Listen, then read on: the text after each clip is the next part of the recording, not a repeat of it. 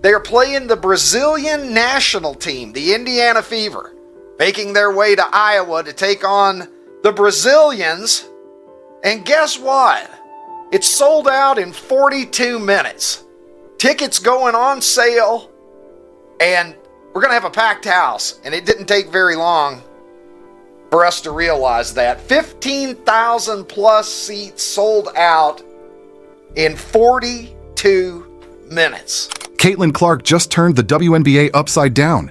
The Indiana Fever's preseason game against Brazil on May 3rd, 2025 at Gainbridge Fieldhouse sold out in 12 hours.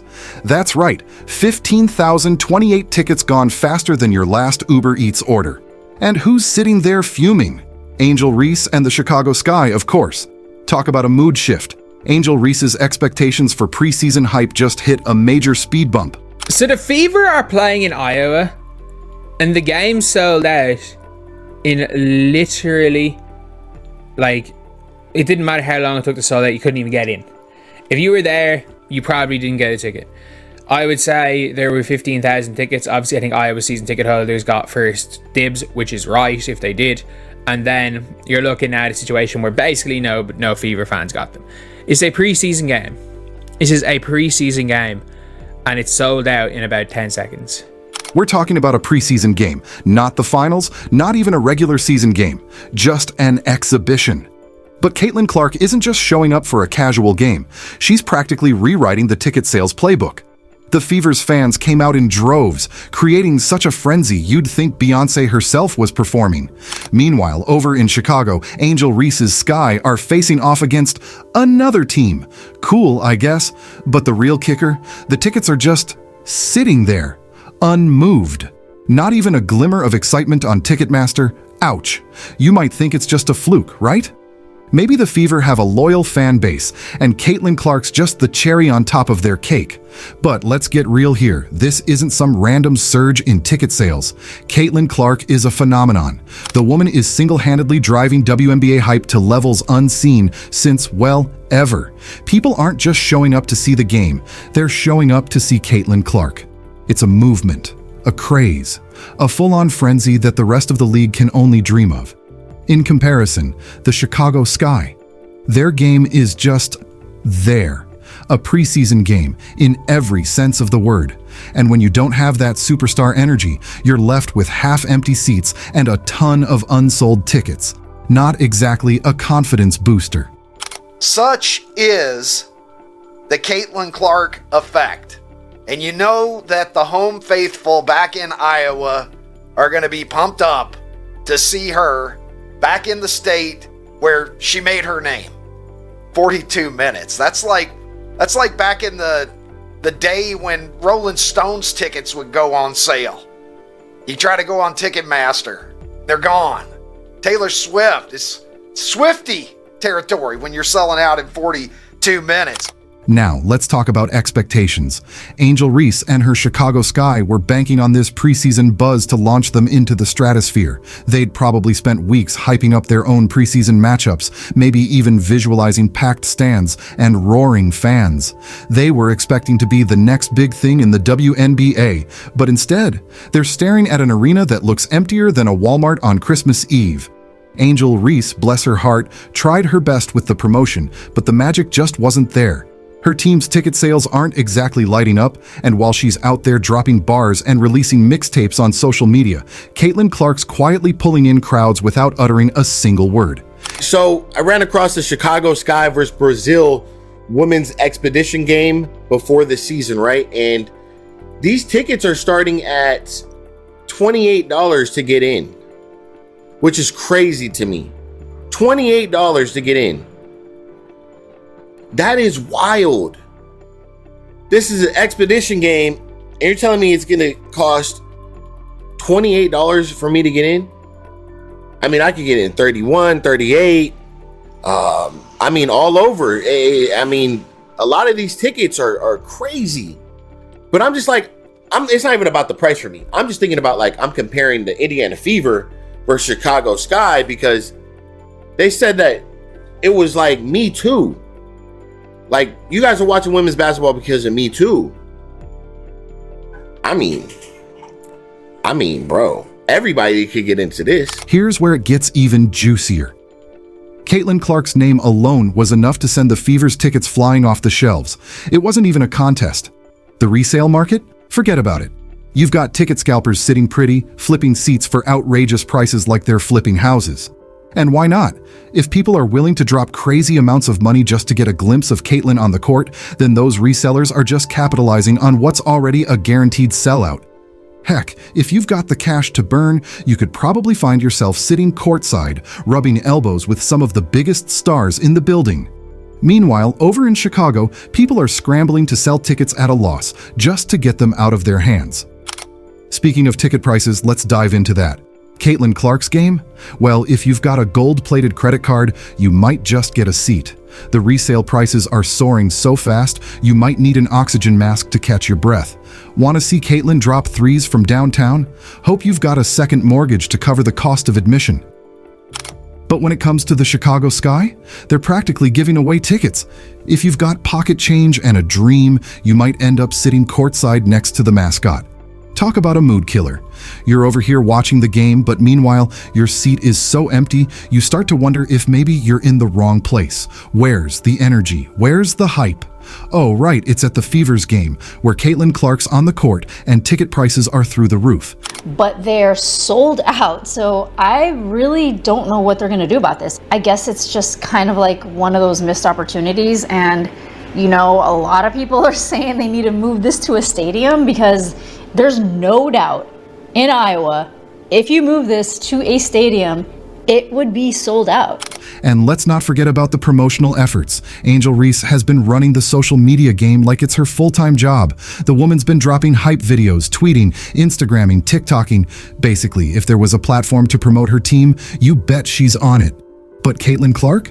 She's not out here begging for attention. She's letting her game speak for itself. She doesn't need a megaphone. Her play is the microphone, and it's loud enough to fill entire arenas without anyone lifting a finger.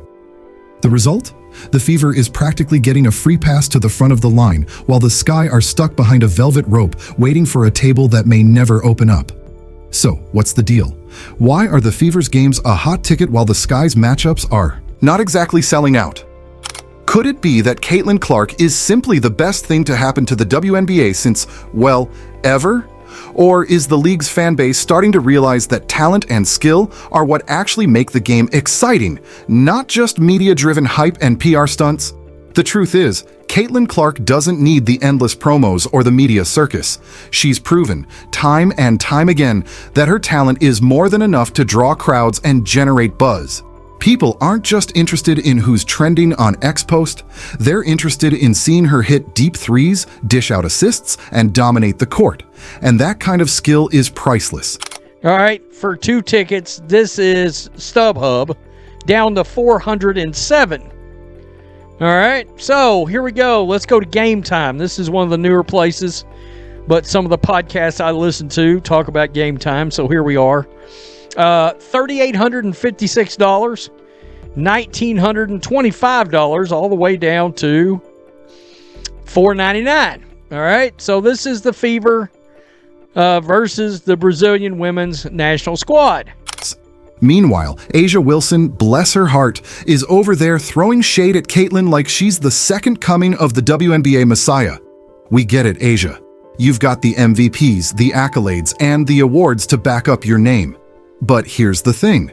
Your ticket prices are dropping faster than Angel Reese's field goals. Sure, you might have the stats, but Caitlin's got the fans. And when it comes to the game of basketball, I think the fans' loyalty is what really matters.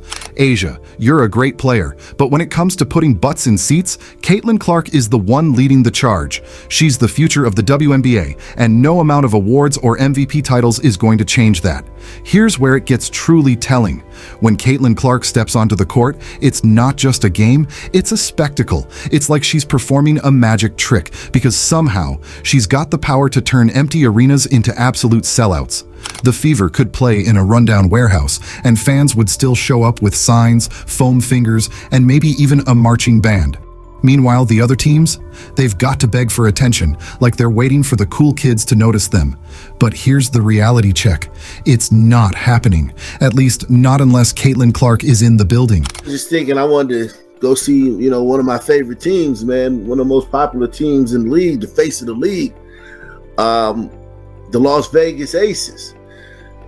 So let me see how much it's gonna bust my pockets to go see the Aces in their first preseason game, man. $19. Jeez Christ, Jesus, please, man. Now, let's talk about Sheila Johnson, the big boss of the Washington Mystics, who decided to make a bold move and preach about how the media needs to stop obsessing over Caitlin Clark. Oh, Sheila, that was cute. Real cute. You thought you could sideline the phenomenon that is Caitlin Clark? The player who is breaking records, causing social media storms, and capturing the attention of fans nationwide? Nice try, but let's be real. There's no stopping Caitlin. I get it. Sheila's probably looking at this from the perspective of a team owner trying to protect her brand. The Mystics are, after all, a powerhouse in their own right. But Caitlin Clark? She's not just any player. She's not even just a player in the WNBA. Caitlin is a cultural phenomenon, a walking, talking headline that gets more attention than most players in the league combined. And you can't just sweep that under the rug. No matter how much Sheila tries to downplay it, Caitlin's presence on the court is a tidal wave that can't be ignored. So one of the bizarre controversies of the last week is Caitlin Clark, who is the WNBA's only nameable star. Here, for example, is WNBA team owner Sheila Johnson. Here she is, ripping Caitlin Clark and the fan base for liking Caitlin Clark, saying it's only because Caitlin Clark is white. Why couldn't they have put the whole WNBA on that cover and said the WNBA is the league of the year because of all the talent that we have? Because when you just keep singling out one player, it creates hard feelings. And so now you're starting to hear stories of racism within the WNBA, and I don't want to hear that. We have got to operate and become stronger as a league and respect everybody that's playing and their talents. Hey, you're not putting the entire WNBA on the cover because not everybody can fit and nobody knows who any of those people are. By the way, 31% apparently of the entire Washington Mystics ticket sales this year came in 2 games. I will give you a guess as to which player was featured in those 2 games. Let's talk about the numbers, Sheila. We all know what happens when Caitlin Clark steps onto a basketball court, especially when she shows up to one of your team's games. The atmosphere changes, the buzz increases, the stands fill up. It's no secret that Caitlin brings in the crowds, and not just any crowds. We're talking about the kind of fans who buy tickets, merchandise, and more importantly, they engage. They get excited. They follow. Caitlin Clark is a walking money machine, and it's about time someone recognized it. Sheila, I'm sure you've heard by now. The Mystics have moved all games with Indiana Fever to a bigger arena. Wait a minute, did I hear that right? Apparently not anymore. The team is scrambling to make this upgrade, and guess what? It's all because of the demand that Caitlin Clark generates. People can't get enough of her. They want to see her play, they want to hear her interviews, and they want to be a part of the buzz surrounding the game. Every time Caitlin steps onto the floor, she elevates the entire league. That's the impact she has. Yesterday. So according to a post by the Washington Mystics, they said this: mark your calendars. Not 1, not 2, but 4 Mystics home games will be relocated to Eagle Bank Arena and CFG Bank Arena this season. Last season, we sold out all home games. Let's do it again. We can't wait to put on a show for Northern Virginia and Baltimore. You can't deny it, Sheila. When Caitlin walks through that door, the cash registers start ringing. There's no question about it. Sponsors want in, fans want in, and networks want to air those games. The WNBA might have been struggling for a little recognition in the past, but Caitlin Clark is the shot of adrenaline it needed. And let's face it, Sheila, your team can't afford to ignore this. You can't afford to pretend Caitlin's hype is just a passing phase. It's real, and it's changing the game. So, what's the play here, Sheila? Do you want to stay in the game? Because right now, Caitlin Clark is the game. She's the one everyone's talking about. And if you don't start playing by those rules, you might just get left behind. You can't afford to sideline her. Caitlin is the face of the future of women's sports.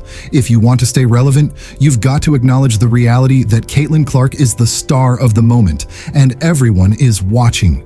Every time she steps onto the court, that's the event. You don't get to sideline that kind of influence. So go ahead, Sheila, keep preaching. But deep down, we all know what's really happening. Caitlin is running the show now. Okay, so Time Magazine did one time give Athlete of the Year to a team, and it was to the US women's soccer team when they won the World Cup. It was pretty fun, pretty cool, very out of the box, but a lot of people think it was kind of weird that a team won Athlete of the Year, and they didn't do it again. And to address the no hard feelings statement, I have two rebuttals. The coach of her team for the past couple seasons was a white man, Eric Tebow. I had no problems with it, but if you have concerns about equality, a white man is the opposite of that. Hurt feelings much? Elena Deladon, a player on the Washington Mystics, specifically asked to be traded and said to the team that if they court her, she will not play. And they court her, and she did not play for an entire season. Believe me, there were hard feelings. But this is sports, and there's no crying in baseball or basketball. Hard feelings are a part of competition. They're a part of sports. They're ingrained into the system. I think this conversation is getting pretty tired though, and I honestly just can't wait until the season starts again. Caitlin Clark is the WNBA's game changer.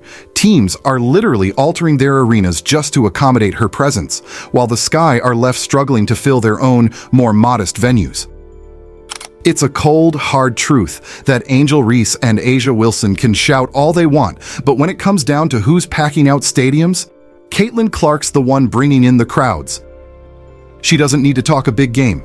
She just walks in and the arena's full. So to the haters, keep watching. Caitlin Clark's not only changing the game, she's rewriting it. And the ticket prices? Well, they say it all.